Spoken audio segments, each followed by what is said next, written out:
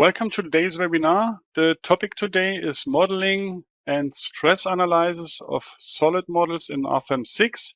My name is Andreas Hörold. I'm responsible for marketing and public relations in the company Dlubal Software. For instance, the content of the website, the German and English webinars, newsletters, customer projects, and so on. I will be the moderator today, and I will answer your questions during the webinar. Yeah, and my colleague Lukas Süle will do the presentation. He's responsible for product engineering and customer support. And yeah, he's, for example, the main responsible person for the development of the interfaces between RFEM RStab and other programs such as CAD programs. Okay, then I say some words how you can ask questions. Let me switch off my camera that you can see the full screen. You can press that button with the question mark above. Then you can enter your question here, press send, and then I will receive your question and I will answer you during the webinar. Okay, that should be all from my side. I hand over to Lukas. Lukas, you can start. All right, thank you for the introduction, Andreas. I continue with the content of today's webinar. In previous webinars, which were related to the stress-strain analysis add-on, we modeled a lot of beam and surface structures. This time I wanted to mix it up and model a solid structure. That will also be the content of the first chapter, modeling and loading of a solid model. And in the second part of today's webinar, I will do a stress analysis in the basic RFEM 6, but also using the stress-strain analysis add-on. Concerning this example, I have to say it's made up. It's not a real example. I just made it up for today's webinar. I would call it maybe as an Excel support or support of an Excel, with the idea to have a material saving design, let's say for the use in the aviation, for example. So that is the model for today. For such models, often you have like a step file or a DXF file as a basic, at least, where you can refer to, which you can use as an help for the modeling in RFEM. And this is also what I would like today what I would like to do today. So I have here I have here a 3D DXF file for that structure. As you can see it here, it contains the main outlines, dimensions, and yeah, it makes sense to import that information into RFEM 6. That's what I will do now. So we hop right into RFEM 6 and we can run the import without creating an RFEM project first. So we just go to File, Import DXF. Then we can select the DXF file that we want to import.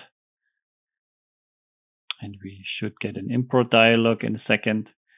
And this import dialog has a couple of functions. On the left, we have functions to place the content properly in RFEM. Maybe we have to rotate it depending on the global Z-axis or so.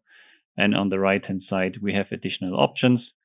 For example, an option to generate members from lines. Usually you have only lines in a DXF file. But if the line is assigned to a specific layer that has the name, let's say IPE 300, then a vertical line, and then the material name S235, then you can use these information from the layers to generate members based on lines.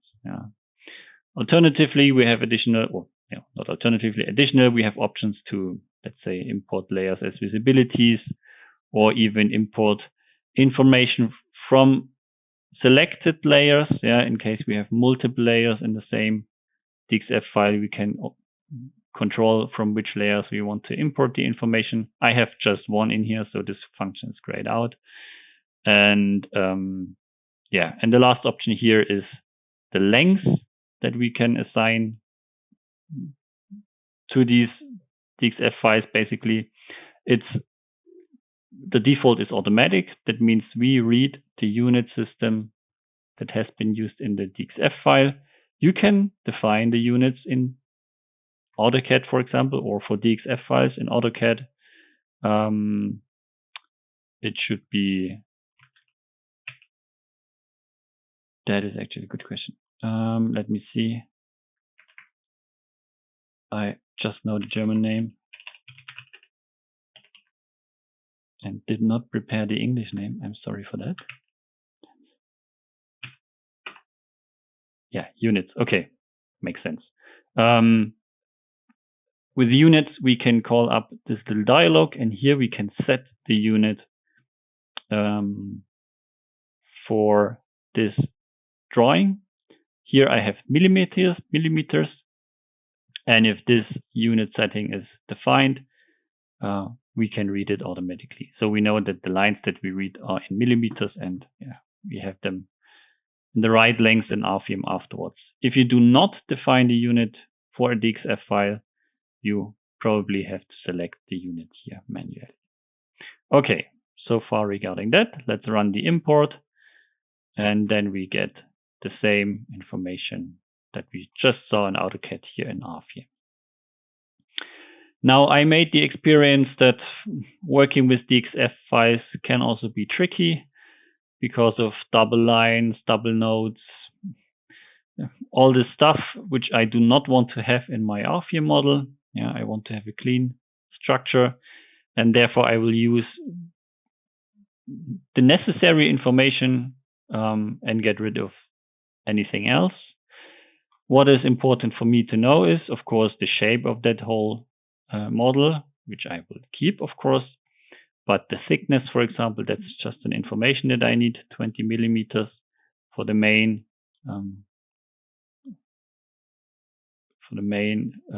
part, and then we have these 10 millimeter additions for this bolt support here on the top.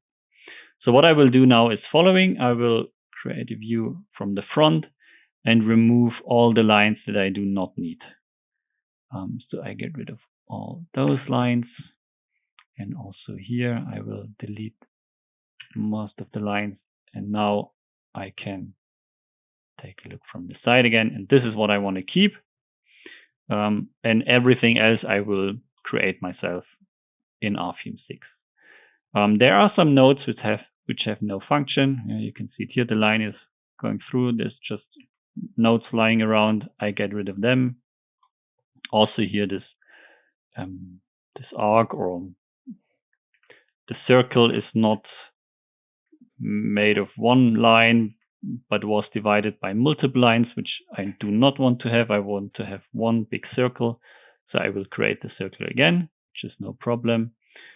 I will simply, well, before I do that, I want to make sure that I'm working in the right work plane. It's a small model, as you can see, and my work plane is quite big. So what I want to do is I want to modify the work plane according to my model. So I will change the space for my grid points to 10 millimeters, and I also want to have it dynamically according to the size of the model. So I don't want to say I want to have 30 or 100 grid points. It should be sized automatically. So now let's zoom in. What I can see now is that it's still in the wrong plane, so I will switch it to a vertical plane. And now I feel much more comfortable modeling something because I know where my elements will end up. I also place this plane on my existing structure, not that it's, I don't know, maybe 10 millimeters in minus y direction or something. Yeah, now back to my original thought. I will create a circle simply by clicking here at the center point and one of those nodes. The inner circle, actually, I want to split up. I can do that quite easily with the right mouse button on the line, say divide with one node, and now I have two arcs. That will be helpful for later on when I define my contact solid. All right, looking good. Now I want to create two surfaces, one big surface for this lower part, let's say for this beam-like part, and then one surface for this bolt support. Before I do that, I split up this outer circle on two nodes, on those two nodes one more time, like that, so I can select the boundary lines. I can create a circle by selecting the boundary lines, and the surface or the stiffness type of that surface will be without thickness. We are modeling solids, so all dimensions are existing in the model itself afterwards, so the boundary surfaces of those solids usually have a zero thickness. They have no stiffness at all. So now one more surface for that part, and now I will create the openings, also quite easy. We just select the boundary lines for those openings. And there we have it. Now, the next step to create the main solid is via an extrusion, basically, and that's also how the command is called in RFEM, extrusion. Before we do that, I want to check the local coordinate systems of those surfaces. We get it as a information by hovering over the surface. You can see it here. The local z-axis shows to the right now for that surface, and for this surface to the left. That's not ideal, because when I extruded either in the minus or the negative or positive local z coordinate. If I do it at the same time for both surfaces, they will end up in different directions. So I will turn the coordinate system of one of those surfaces, reverse local axis system. Now they show both in the same direction, and now I can extrude it. I select the surfaces and hit the extrude, or use the extrude function into a solid. The solid should have the thickness of 20 millimeter. That's what we measured basically before. It's an S235, and I hit the apply button. Now I have these two solids, and as you remember, we had these reinforcements, let's say here on the top. It was a bit wider, the support for the bolt, for this axle. So I will add another solid on both sides. I can do that quickly by using the drag and drop functionality of RFEM 6. So I select the solid, that's what I want to copy. I also hit the control button and grab a specific node, and then I release this copy on that node, and I created a copy of that solid, and now I can modify it because it has a thickness of 20 millimeters, and actually it should only be 10 millimeters. So again, I use drag and drop. I use it really frequently. It's a really nice feature, and I just drag it to the center node of that new line. Now it's a 10 millimeter thick solid. Now I select the solid again and use again drag and drop to copy it to the other side. It's much quicker than using mirror functions or anything like that. Okay. So far regarding that part. Now let me define these material saving areas, if we want to call it so. I will first of all define my work plane in a plane where I want to define these surfaces. So I set it maybe to that plane, and I will also hide all the objects that I do not care about. And I don't care about anything else except of the lines, nodes, and surfaces that are lying in my current work plane. So I make this kind of selection and hide the rest. I can also hide it completely. And now I only see basically the first surface again that I modeled here today. And yes, and for creating these material saving areas, I will modify my snapping a bit. So I have these new icons on the bottom right here in RFEM6, where I can directly select or deselect certain snap functions.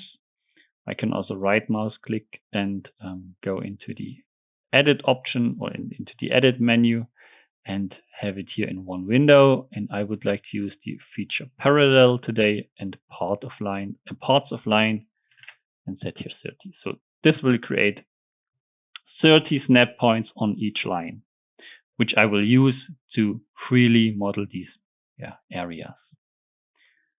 Okay.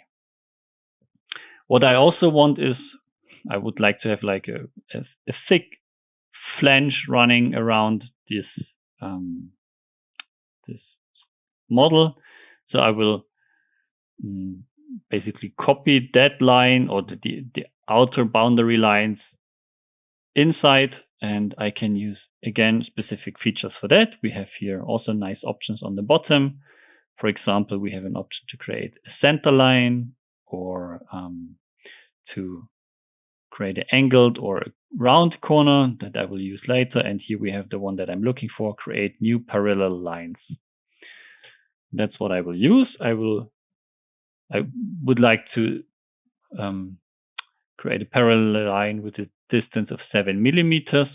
And now I need the direction, and the direction can be defined here. Now we only have to check the local coordinate systems of those lines. We can see them directly. Yeah, it will be shown while we are in that. Yeah, while we use that feature, then they will disappear again. And I see that I have to define them in the negative local set direction. So I select the lines, hit the enter button, and then I will change the offset direction to positive local set.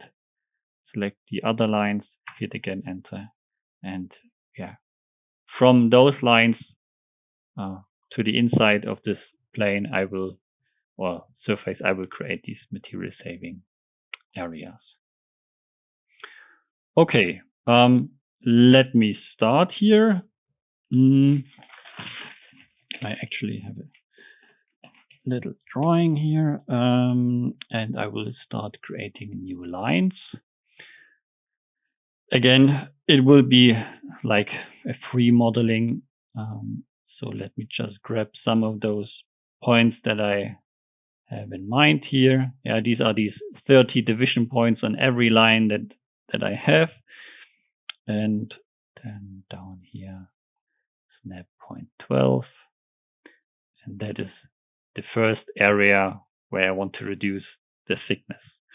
Then I can continue. Yeah, this will take a few moments, but not too long. And here, point 14. And then from here. Oops, sorry, misclicked a bit. Now we can take that too, doesn't matter. All right.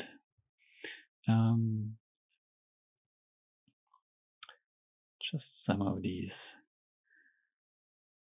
snap points. Now for that line, I would like to have a line somewhere ending here, but it should be parallel to the existing line that I just draw. And therefore I activated that parallel snap, and it's working in following way. You just hover with the mouse over that line that you want to have a parallel line for until this yellow cross shows up. And if you create your line now and it is just somehow parallel to the existing one, you will snap that parallel line, as you can see here. And now I can move along that line and define my node, for example, here. And from here, I will go into the direction of this bolt support and then to the top again, like that. All right. Now, I have two more of such areas here. Again, I would like to have a parallel line to this diagonal one. I move my mouse on top of the line, and not on these grid points, but on the line itself, and grid snapping points. And then I'm catching again the parallel line, maybe from here to here, and then just a few more from here,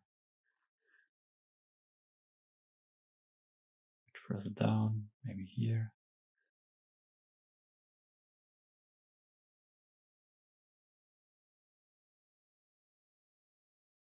And we close it down here. All right. So these are the lines that I wanted to create. Now I will connect them. So because currently, I'm working with this option, auto connect lines members turned off. That means whenever I model a line or a node onto an existing line, it will not divide this line. I want to have full control over this division. So I turned this option off, and now I can create division on those points where I want to have them, where this small feature here, and I just draw a window over those areas where the lines should be divided. So for example, here, and down here too. Not sure if I catch this before. Okay. So now they should be divided, as we can see here, and I can use this feature to create a round corner from the bottom icon list. Quite easy to use. You define the radius for this rounding, and then you select the two lines. And this again will take a short moment.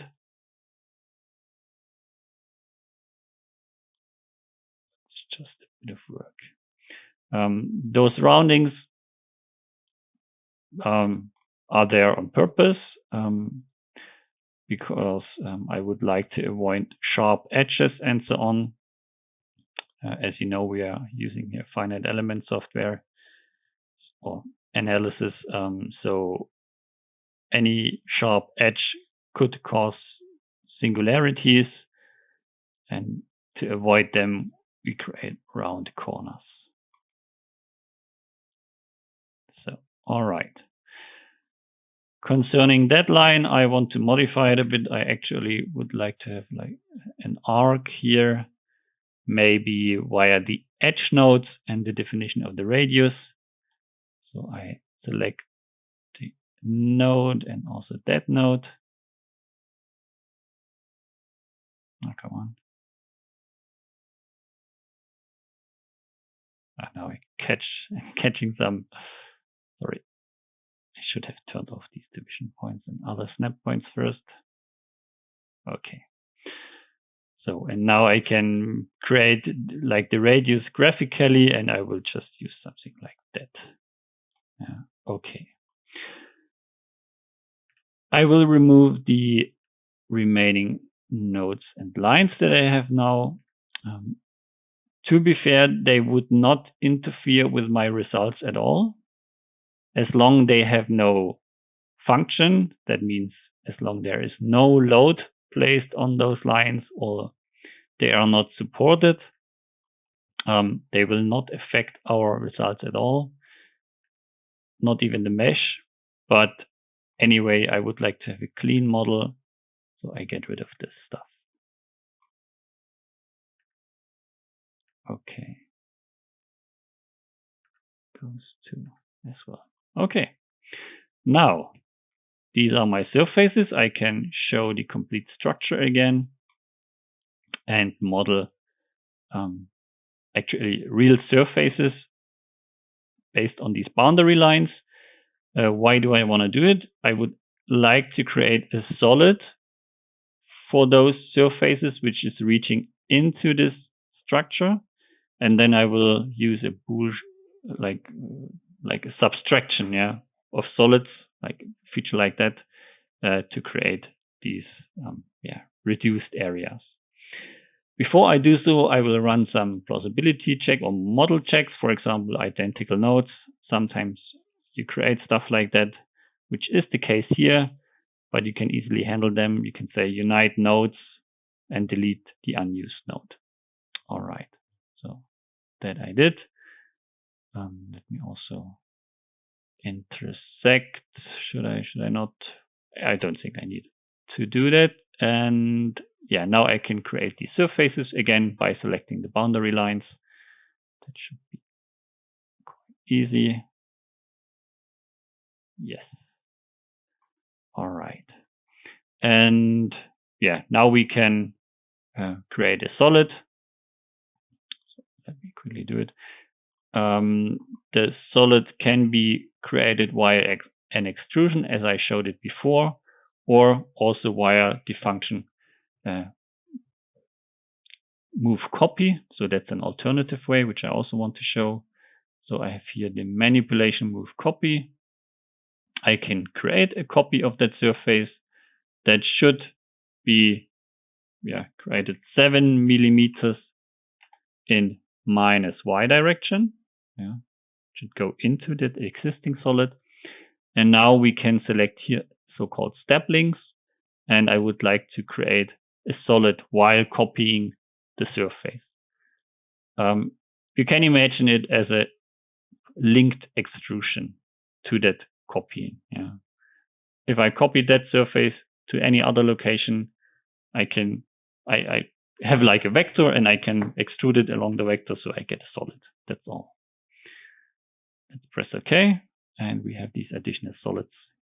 And now in a second step, I mirror those solids to the other side of my structure because I want to have these reduction areas on both sides.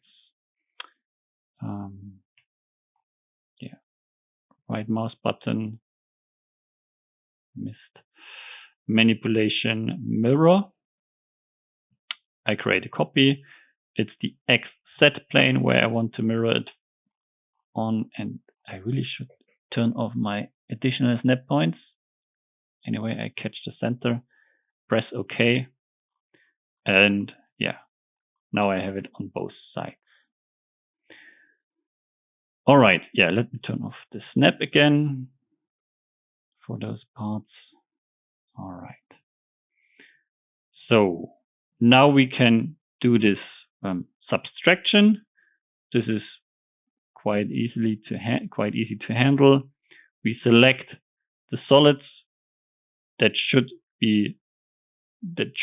work as a subtraction. I edit them and I change the solid type into whole. So by pressing OK, it will do this subtraction. It will generate a new solid with these areas as wholes, basically. And then we can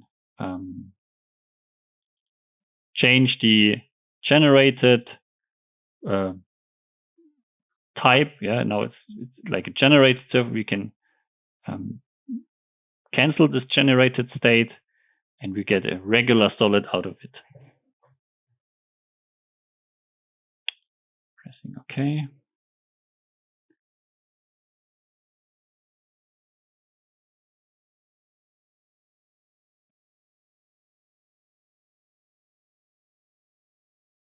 No. Okay. And after doing that, I simply remove all those additional solids that I modeled and I delete it, including the boundary surfaces. And now the big solid remains, but including the holes. And I could do this step again and again and again.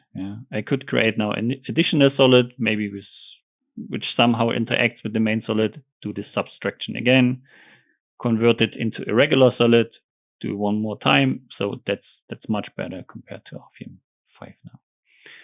All right. I'm not done yet with the modeling. What I also need is a contact solid. So what I would like to do is I would like to model the bolt or this axle, and it should, of course, transfer forces into that supporting beam here. It should, however, not be glued to the existing structure. I want to have like a more realistic force transfer. And I can do it, for example, via a contact solid. So a little solid that is going around this hole, and then I can control how should the forces in perpendicular be transferred, and but also, like in both directions, basically. So I want to model this small solid first. That's also not too difficult. I will modify my grid again. Say here 1 millimeter, 1 millimeter as distance. And I also want to show only the objects in that plane, like that. And now I can model this small inner solid. I will create 2 lines, 1 millimeter here from the top and the bottom.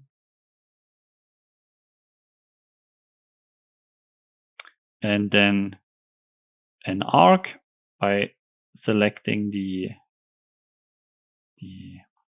end nodes of the arc.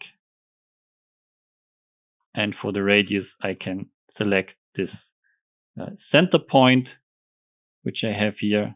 That is the center point of that arc. And yeah, so I get the right radius for my new little arc.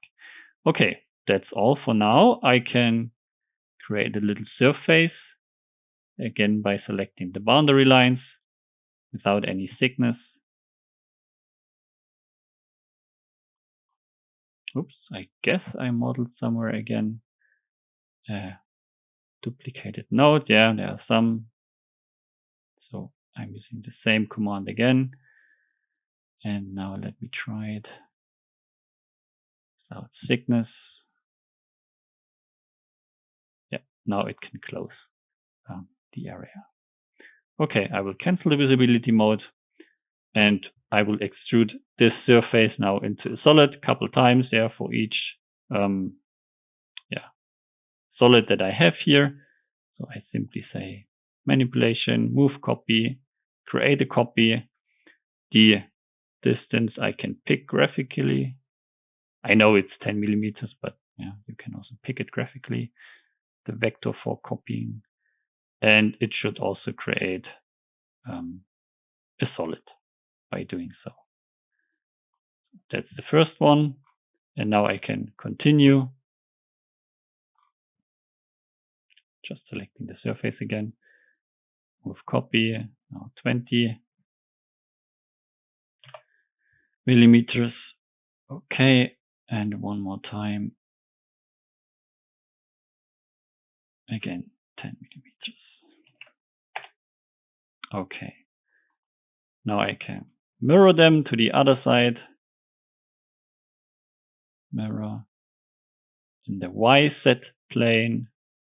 And for the center, I'm using that node, for example.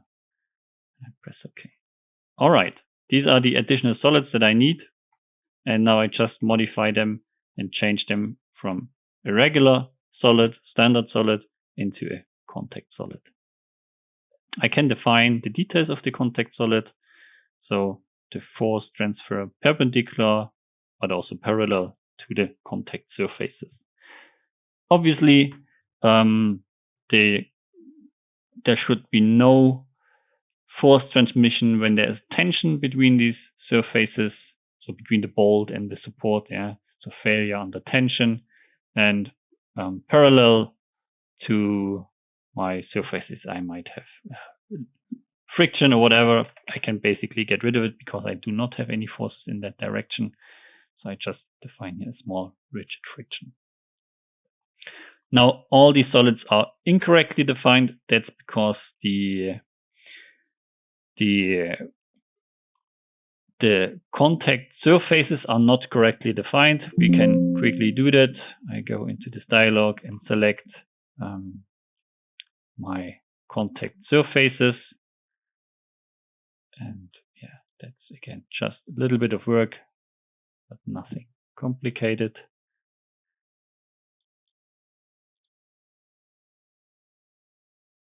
Right, and for the other side as well.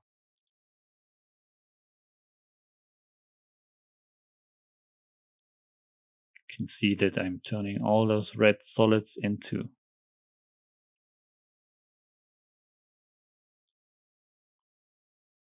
black ones basically here, so everything is good, correctly defined. All right, so these are the contact solids, and now I can model the bolt or this axle. I just select my lines here again, or these two arcs. Use again the command move copy. I create one copy. It should be 60 millimeter in plus Y direction. And this time I don't want to create a solid or anything like that, but actually a surface. Yeah. Okay. So by copying the line, I extrude them into a surface, and I will close that surface or that pipe, what I have now. I think it's visible. I will close it on the end by using a rigid surface and not without thickness. I will explain it afterwards when I talk about the loading. Yeah. And now I mirror it one more time in the XZ plane. I select my node for the plane, and I have it on the other side as well. Now I can create my remaining solid for this axle. So I create manually this time. That is of course possible as well. Default solid, and I select the boundary surface. And here my recommendation is, if your structure is getting a bit more complicated, then the autocomplete function maybe should be turned off. I prefer to select the surfaces manually, then I know that I am catching the right ones. And yeah, I do this all manually.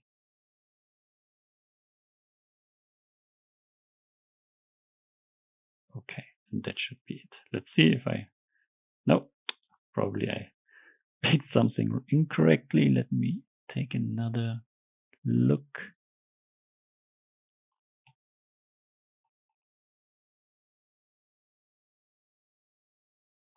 Oh yeah, I missed that one, of course. All right. Yeah, now it's correct. Yeah, again, the solid is black, or displayed here in black, so that's good. And yeah. All right, so far regarding the modeling. Now let's continue with the support and the loading of the structure. Concerning the support, I will simply create surface supports inside these holes.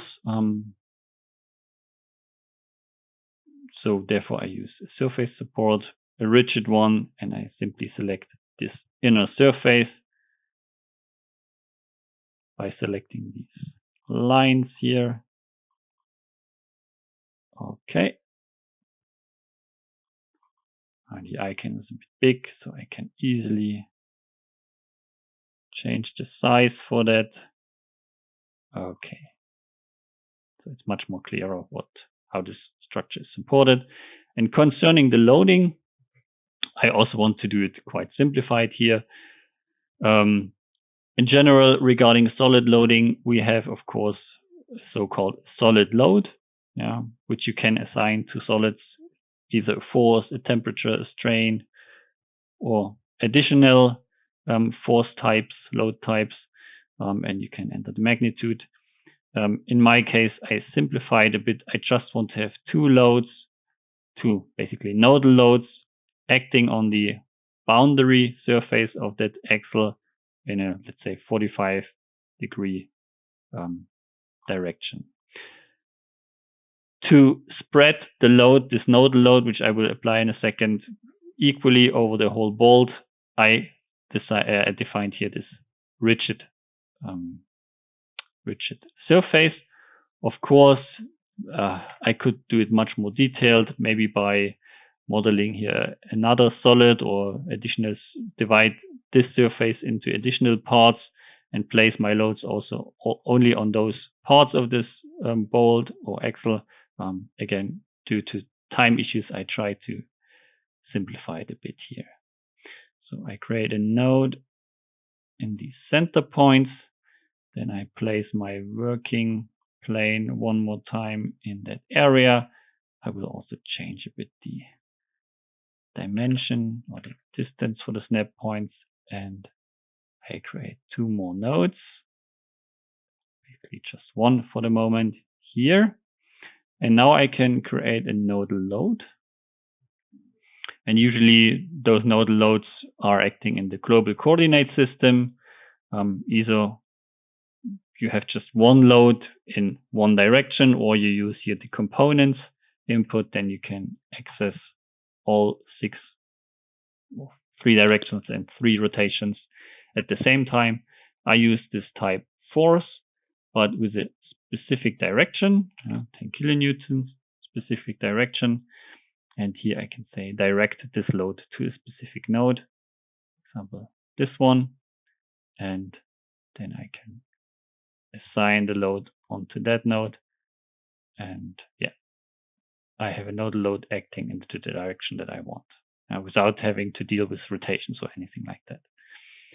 Now I select my load, one more time this point, and also this one.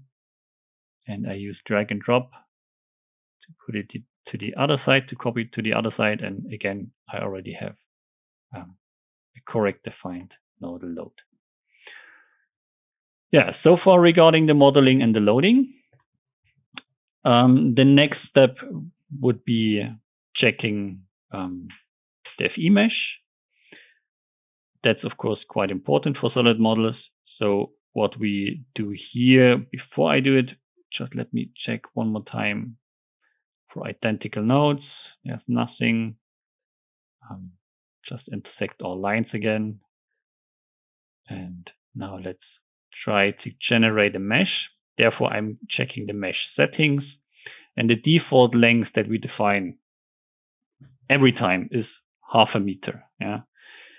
For that example, it doesn't make any sense. Yeah, it's way too big. So I will start maybe with a 10 millimeter mesh. And I expect an error message about the epsilon. So I already modified and assign here a smaller value. Let me generate the mesh.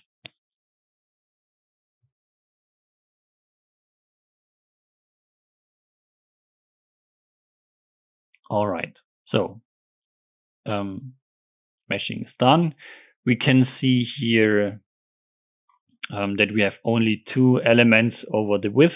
That's not enough, I would say. Yeah, I want to have much more. So that's one reason already to increase or decrease the mesh size. And yeah, also for other areas here, I have only 1 element over the thickness. That's not enough. So I have to modify the mesh. There's also another way how you can check if the quality of the mesh is good or not. At least it could be one feature that helps you with the decision or with the checking if the mesh is okay or not, and it's called mesh quality. It's in the display navigator. We can select it and maybe show it only for solids, not for surfaces. And then we get in a little statistics on the right hand side. We can see for solids, I have 88% with an OK status, 12% with a warning. Yeah, failed is not relevant here, but it's quite a high number of, let's say, FE elements with warnings. But what does warning mean? It's basically just a geometric check.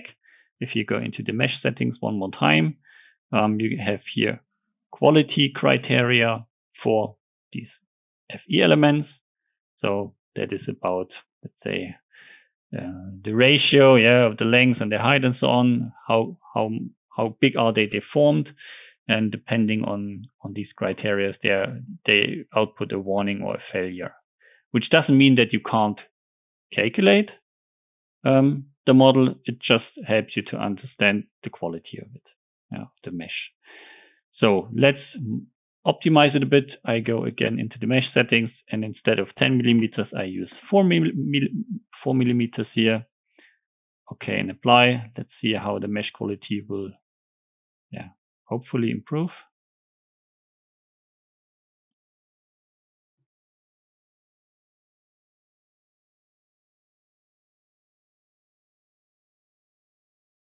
All right. So now we have 98% with an OK status, just 2% with the warning. I accept that for now. That it is also looking much better now. I think that's clear to see. Yes, so let me turn the quality off again. In that area, let's say I would like to have an even finer mesh, so I can modify that further. What I do not want to use is, I don't want to use the global target length for finite elements, because that might create smaller elements in areas where I already have enough. So what I actually want to use is, let's say, a local finite mesh refinement. And you can assign it on many objects. You can assign a mesh refinement on nodes, on lines, on surfaces, or even on solids.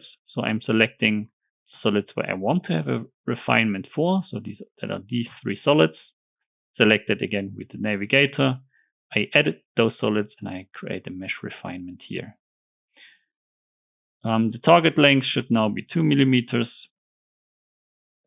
That will obviously delete my current mesh. And now I will mesh it one more time. Good thing about RFEM is that you don't have to draw the mesh manually or something like that. This will all be done by the mesh generator. You just have to give him some boundary information for that job. What's the target length in that area? What's the target length for that area? And he will consider these settings. So looks quite good in my opinion. And that's now the situation where we would start with the analysis. Before we do it, maybe one more little information about load cases and combinations. I'm doing it very short here today. I'm not digging deeper into that topic.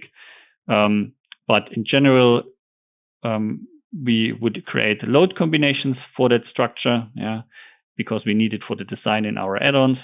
So let's go through that through the process quite quickly. In the first sub dialog here, we can define the code we want to have load combinations for, and in case of the Eurocode, the national annex. Then we can define our load cases. I just have the permanent dead load case here today, and I assigned my loads into that dead load case. Probably technically not correct, but okay for today. Next step is the design situations. For which design situation do we want to have load combinations for? I'm only curious about the ultimate limit state today, according to this formula from the Eurocode, and then I get my load combinations here. So this is all regarding the combinations. I think there are other webinars that explain it much further. Now, regarding the calculation, we have 2 options. We can calculate it, let's say, locally on the PC you're sitting in front of, or you can send your model into the cloud. If you do that, you can pick different PCs for that calculation with, I don't know, many cores, which could be beneficial in case of long calculations. You basically upload the file into the cloud to the PC. There it will be calculated, and then you get information when the calculation is done, and you download it again with the results. Today, I want to do neither of that because the calculation takes around 6 minutes, and yeah, I don't want you to wait for the results. Therefore, I have the file with results already opened here, and it's the exact same file, and anything from here I will show on that file. So what do we get after the calculation? We get, of course, a result navigator where we can display, for example, the deformation of the structure. Yeah, that's always good to check if it's deforming according to your expectations. And I think we can see that here. Let me turn off the mesh for a second. The bolt seems to be in contact with this support, and it will also be released from let's say the tension side of that axle, and we can also double check that, for example, by checking the stresses. So instead of the deformation, I will show now my solid stresses. For example, the equivalent stress from according to Mises criteria, and to see the stresses inside that axle support, I will simply create a small visibility by only showing these three solids. So visibility by selected and related objects. And now we can take a look inside this solid, or inside the stresses of the solid, and we can see clearly that there are stresses on the side where we pull from, but basically no stresses on the opposite side. So that tells me that the contact solid is working correctly. All right. What else do we see if we check the stresses on this model? We see in general a lot of blue. Blue means we are here in a really low stress area. So I guess we can definitely reduce more, or get rid of more material here to save weight. Yeah. Or alternatively, we could optimize the areas where we have stress peaks. And we can see we have a peak here in that area where we are connecting, let's say, this main beam, to this axle support, to the circular solid. That's not ideally solved.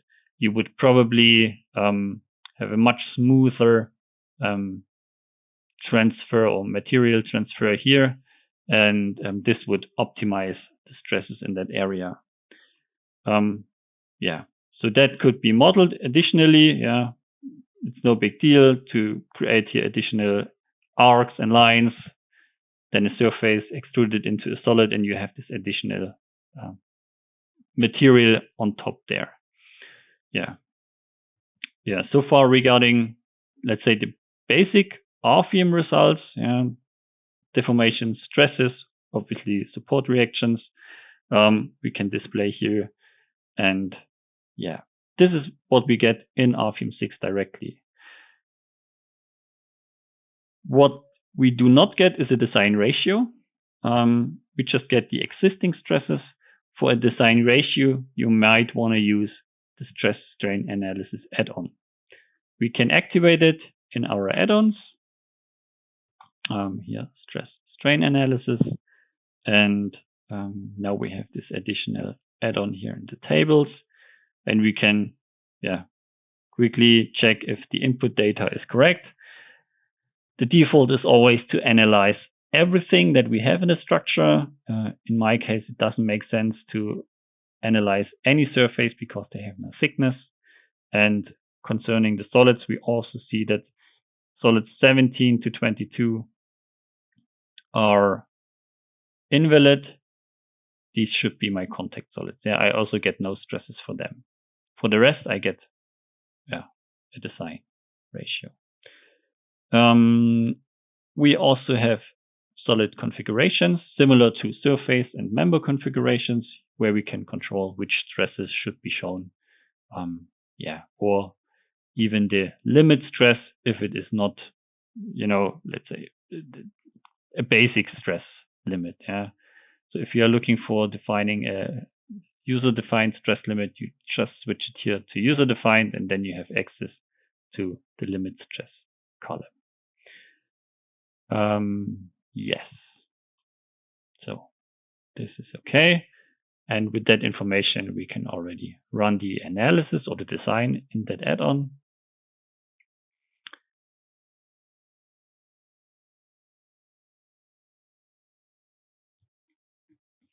Yes.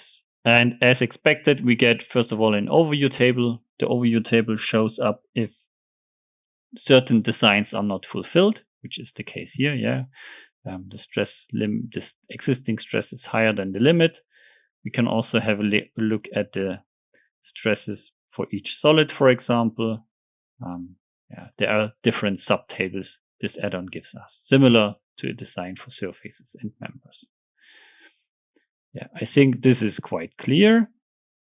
How could we take a look at which ways are there additionally to have a look at the stresses? Yeah. Now I only showed how you can disable or how you can hide certain solids, but what if I would like to know the stress inside a solid? There are different options. Some of them can be found here under the guide objects. And here I want to highlight the clipping plane, but also the clipping box. There are some predefined clipping planes for each, default plane, X, Y, X, Z, Y, Z. And in my case, I would like to have like vertical cut through my structure. Therefore, I'm activating here the clipping plane for X, Z. Of course, you can create your own ones too. So I turn it on, and for a better visibility, I turn off the show clipped areas. So now I have a clipping plane vertically, except in the XZ plane. I can move it manually, and by doing so, I get the chance to take a look at the stresses inside those solids. Yeah, that's one way. The other way would be a clipping box. Then it's a three-dimensional box with the same handling, or a result section. A result section won't hide the other stuff as the clipping plane does. It just creates like a vertical section in your structure, which shows those stresses in that area. So let me create that too. We can do it via this icon, set new result section, and I just have to define 2 points. Before I do so, I will put my plane into a proper position, my working plane maybe into the center. Now I can define these 2 points from here to here maybe, and it should be dragged into the global Z direction. I press OK, and it will show me the stresses in that section. As I said, we do not hide other objects like in the clipping planes. We just display these stresses in the section. And it will be much more clear if we, let's say, select here the stresses according to Mises and maybe turn it off for the solids to see only the stresses inside this section. Yeah. All right. Yeah, these are the ways how we can display stresses in solids. Concerning the peak stresses that are above our limit, as I said, we can either optimize it by adding a bit of material here on these locations where we have where we are above the limit, or alternatively, we are also able to run a plastic analysis for solids. To do so, you need the add-on for material nonlinearities, nonlinear material behavior. That's the additional add-on that would be required. If you have that, you can go into your materials and change the material model from isotropic linear elastic to isotropic plastic for surfaces and solids.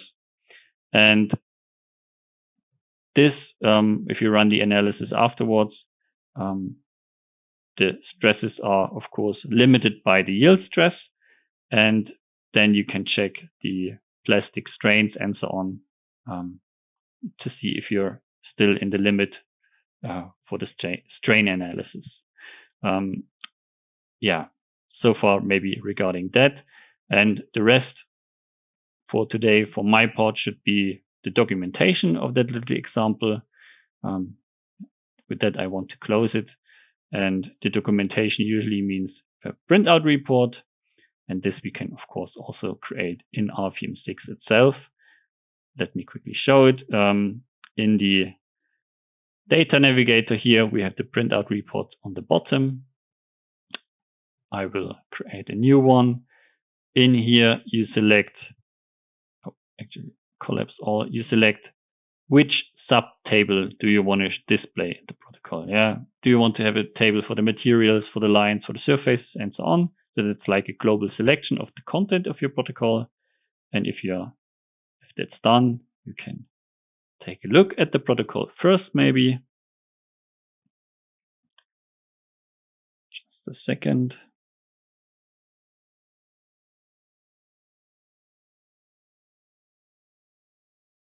All right, here we have it. Like an overview paper, then the contents, and then we have all these subtables that I just mentioned for materials, for lines, for surfaces, and so on. And now you could, optimize the protocol by printing graphics into it.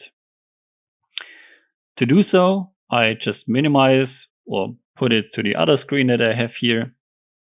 And the question is, how do you print graphics into a protocol? That is actually quite easy. You basically just show the graphic that you want to have in the protocol here in the main window. So let's say we would like to have an additional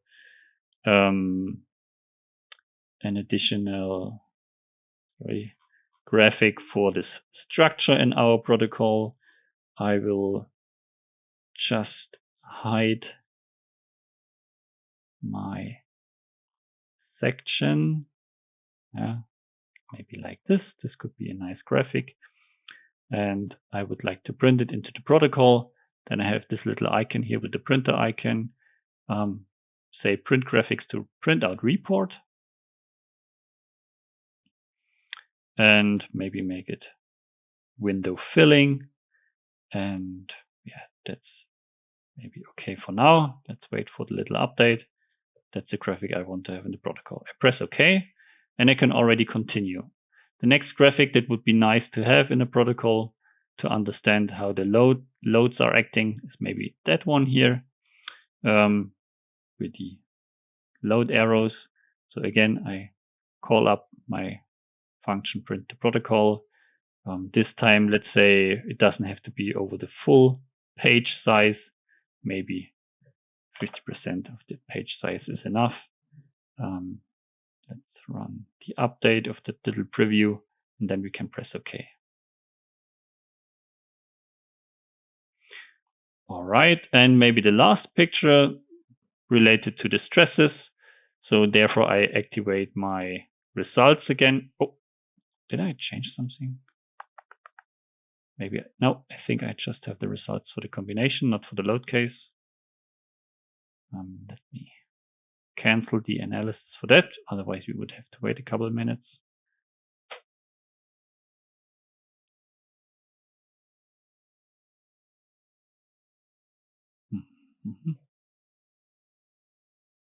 Yeah. All right. Let's see. Yeah, we have results for the load combinations or for the stress strain analysis. I did not calculate the load case because, it doesn't matter in that case.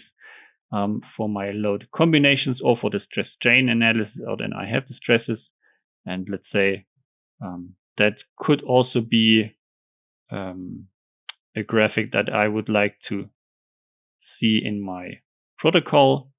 So same function, print to protocol, and this time I click save and show. So let me put it back to the main screen. And what we can see here now is that we have these 3 additional graphics. And these graphics are also placed on the proper location. I have this overview graphic in my, let's say, model data topic. I have the load case related graphic under my load cases, under load case 1, and the stresses are in my result tables. So you don't have to move all the graphics around because they are placed at the end of the protocol. There is some kind of logic that places it already according to the chapter the graphic is dealing with. Yeah, that's the way how you can optimize your protocol, and at the end of the day you can maybe export it into a PDF file. Then you get all these little links here as well that you have here in our navigator. You get also in the PDF file, so it's quite easy to navigate through the protocol. Yeah, and that is already all from my side. Let me say thank you for your interest. I hope I was able to show you some new features and functions. And yeah, have a nice day. Andreas, I hand it back to you. Thank you, Lukas, for your presentation. An additional hint from my side, you can book your free online appointment, such as a product demonstration or something like that. You can click on that link at the bottom here, or you can scan the QR code on the right side. Yeah, just contact our sales team. You can get a product demonstration of our main programs, of the add-ons, etc. Okay, that should be also all from my side. Thank you for your attention. Thanks to Lukas for the presentation. I wish all a nice rest of the day. Bye-bye.